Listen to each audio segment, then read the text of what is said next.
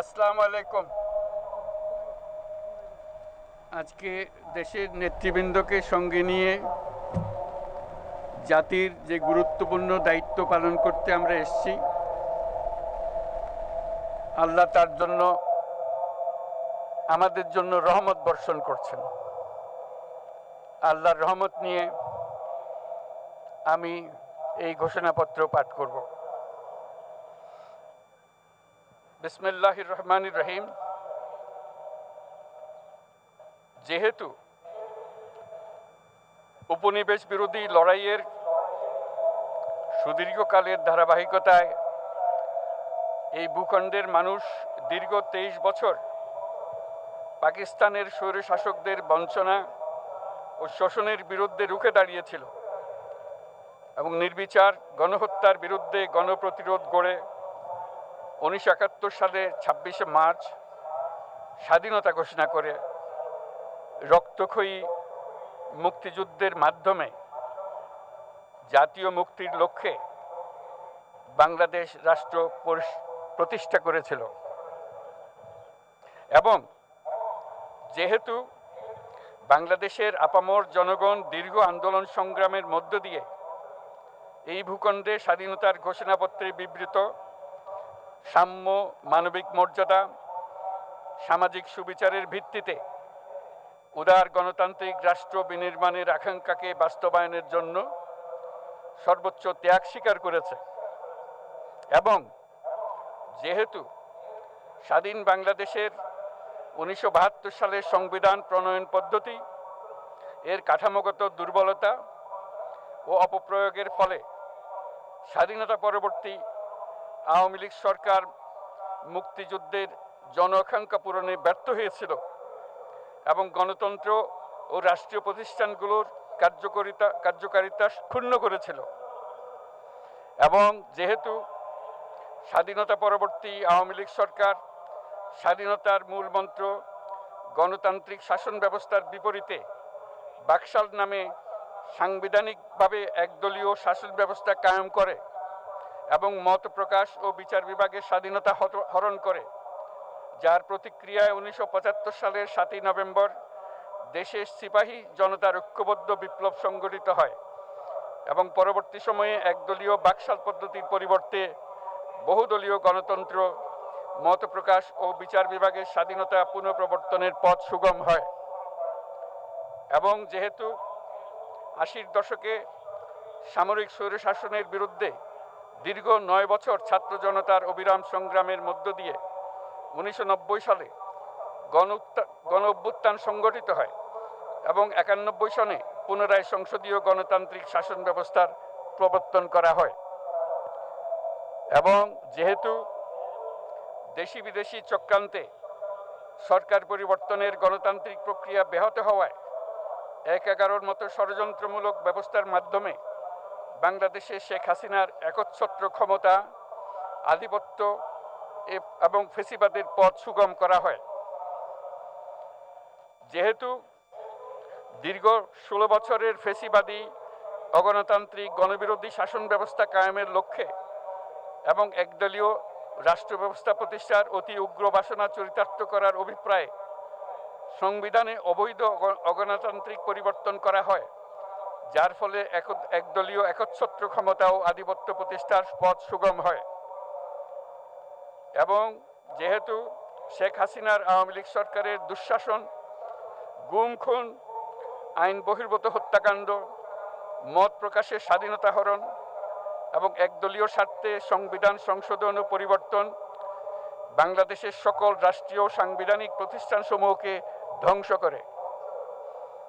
এবং যেহেতু হাসিনা সরকারের আমলে তারই নেতৃত্বে একটি চরম গণবিরোধী, একতান্ত্রিক ও মানবাধিকার হরণকারী শক্তি বাংলাদেশকে একটি ফেসিবাদী, মাফিয়া এবং ব্যর্থ রাষ্ট্রের রূপ দিয়ে আন্তর্জাতিকভাবে বাংলাদেশের ভাবমূর্তি ক্ষুণ্ণ করে। এবং যেহেতু তথাকথিত উন্নয়নের নামে শেখ হাসিনার ফেসিবাদী নেতৃত্বে সীমাহীন দুর্নীতি, ব্যাংক লুট, অর্থ পাচার ও অর্থনৈতিক প্রতিষ্ঠানগুলিকে ধ্বংসের মধ্যে দিয়ে বিগত পতিত দুর্নীতিবাজ আওয়ামী লীগ সরকার বাংলাদেশ ও এর অমিত অর্থনৈতিক সম্ভাবনাকে বিপর্যস্ত করে তোলে এবং পরিবেশ, প্রাণ বৈচিত্র্য ও জলবায়ুকে বিপন্ন করে। এবং যেহেতু শেখ হাসিনার ফ্যাসিস্ট সরকারের বিরুদ্ধে রাজনৈতিক দল, ছাত্র শ্রমিক সংগঠন সহ সমাজের সর্বস্তরের জনগণ গত প্রায় 16 বছর যাবৎ নিরন্তর গণতান্ত্রিক সংগ্রাম করে জেল জুলুম, হামলা মামলা, গুম খুন ও বিচার বহির্ভূত হত্যাকাণ্ডের শিকার হয়। এবং যেহেতু বাংলাদেশে বিদেশি রাষ্ট্রের অন্যায় প্রভুত্ব, শোষণ ও খবরদারিত্বের বিরুদ্ধে এদেশের মানুষের ন্যায়সঙ্গত আন্দোলনকে বহিঃশক্তির তাবেদার আওয়ামী লীগ সরকার নিষ্ঠুর শক্তি প্রয়োগের মাধ্যমে দমন করে। এবং যেহেতু অবৈধভাবে ক্ষমতা অব্যাহত রাখতে আওয়ামী লীগ সরকার 3টি প্রহসনের নির্বাচনে এর জাতীয় সংসদ নির্বাচন এদেশের মানুষকে ভোটাধিকার ও প্রতিনিধিত্ব থেকে বঞ্চিত করে।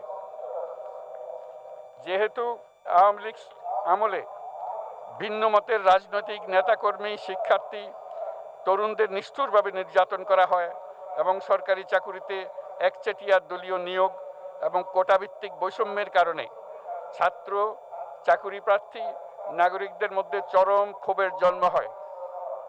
এবং যেহেতু বিরোধী রাজনৈতিক দল সংগঠনের উপর চরম নিপীড়নের ফলে দীর্ঘদিন ধরে জনরোষের সৃষ্টি হয় এবং জনগণ সকল বৈধ প্রক্রিয়া অবলম্বন করে ফ্যাসিবাদ বিরোধী লড়াই চালিয়ে যায়। এবং যেহেতু সরকারি চাকরিতে বৈষম্যমূলক কোটা ব্যবস্থা বিলোপ ও দুর্নীতি প্রতিরোধে বৈষম্য বিরোধী ছাত্র আন্দোলন চলাকালে আওয়ামী লীগ সরকার কর্তৃক ব্যাপক দমন পীড়ন, বর্বর অত্যাচার, মানবতা বিরোধী হত্যাকাণ্ড চালানো হয়, যার ফলে সারা দেশে দলমত নির্বিশেষে ছাত্র জনতার উত্তাল গণবিক্ষোভ গণ অভ্যুত্থানের রূপ নেয়।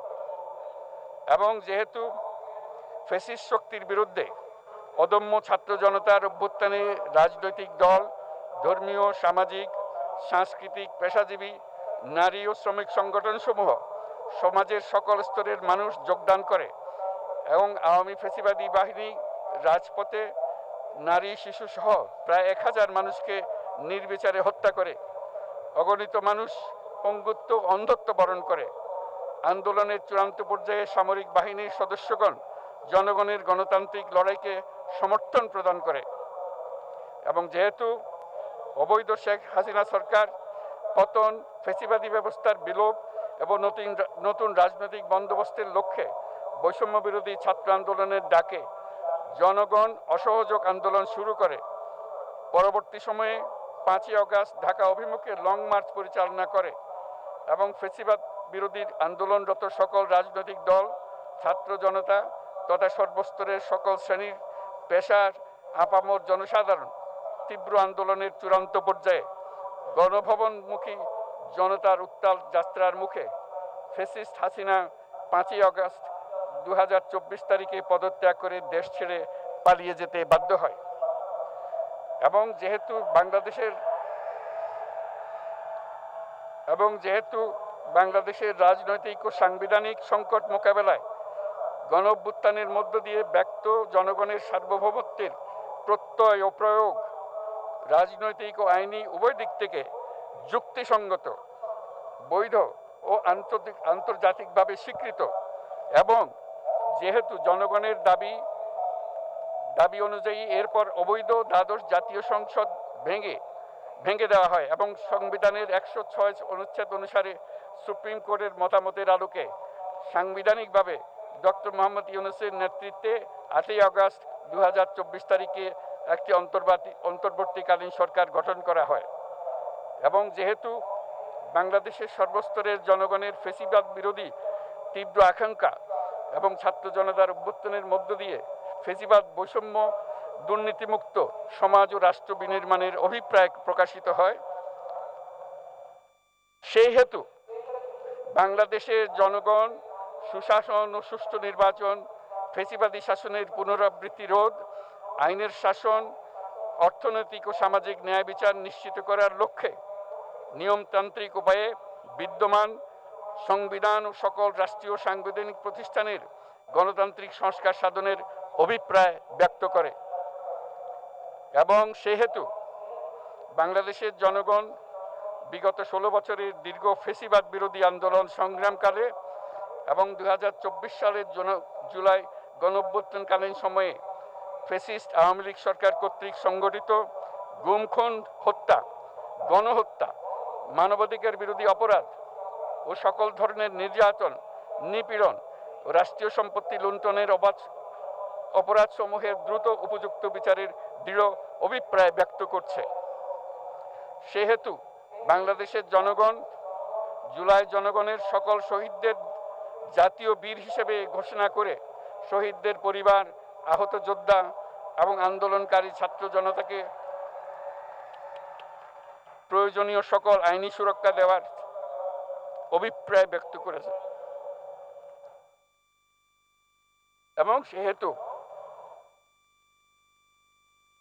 বাংলাদেশের জনগণ যুক্তিসঙ্গত সময়ে আয়োজিতব্য অবাধ ও সুষ্ঠু ও নিরপেক্ষ একটি নির্বাচনের মাধ্যমে গঠিত জাতীয় সংসদে প্রতিশ্রুত প্রয়োজনীয় সাংবিধানিক সংস্কারের মাধ্যমে দেশের মানুষের প্রত্যাশা, বিশেষত তরুণ প্রজন্মের আকাঙ্ক্ষা অনুযায়ী আইনের শাসন ও মানবাধিকার, দুর্নীতি, শোষণমুক্ত, বৈষম্যহীন ও মূল্যবোধ সম্পন্ন সমাজ এবং গণতান্ত্রিক রাষ্ট্র ব্যবস্থা প্রতিষ্ঠার অভিপ্রায় ব্যক্ত করেছে।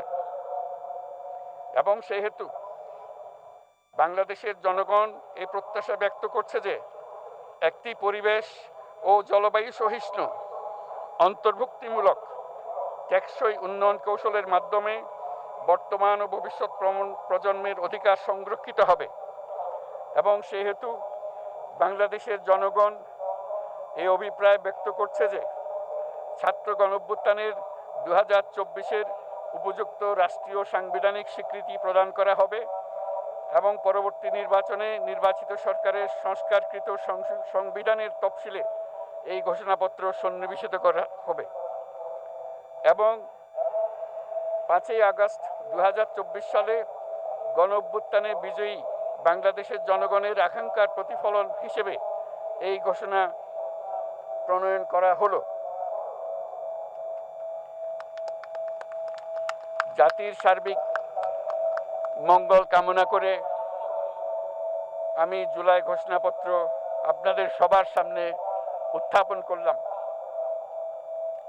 আল্লাহ সকলের জন্য মঙ্গল দান করুন, জাতির জন্য মঙ্গল নিয়ে আসুক। সবাইকে ধন্যবাদ। আল্লাহ হাফেজ।